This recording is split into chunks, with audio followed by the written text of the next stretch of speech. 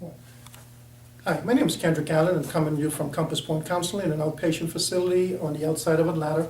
Today I want to talk to you about thought stopping. What's thought stopping? Well, thought stopping is a wonderful tool for addicts and alcoholics to use, especially in early recovery, and I'm going to show you how the process works.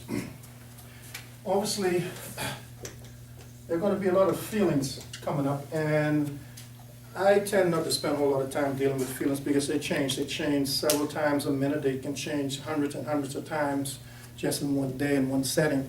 The feelings are not a big thing. We just want to teach patients to learn how to feel their feelings and manage them appropriately, and then learn to think about what they're feeling. So the next step we want to look at would be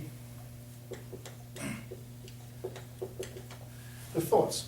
What is it that you think about? So my concept is that you have to think yourself into a better behavior versus behaving yourself into better thinking.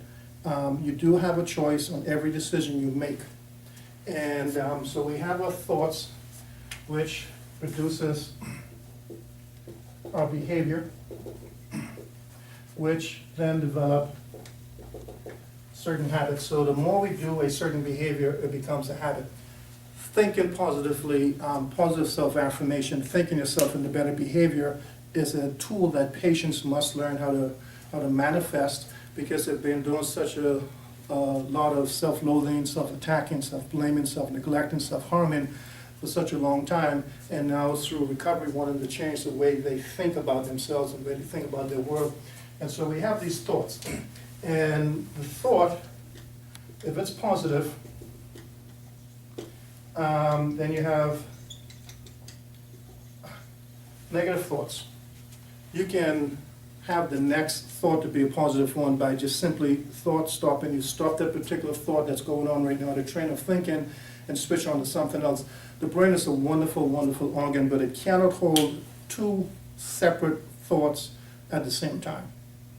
We can rapid think, we can multitask, but to have two separate thoughts on the mind at the same time is impossible. And so if you're thinking something positive, you wouldn't be thinking anything negative. So my positive thinking is going to impact positive behavior. If I do my positive behaviors long enough, I'm now developing positive habits. Negative thinking goes into negative behavior, then eventually gets into negative habits. We can control what we think. Sometimes the environment may cause us to produce a first thought, but we're responsible for the second thought. And so if I'm doing the positive thinking, positive behavior, it's going to be very difficult for my positive thinking to get into negative behavior. It's going to be impossible for my negative thinking to get me into positive behaviors.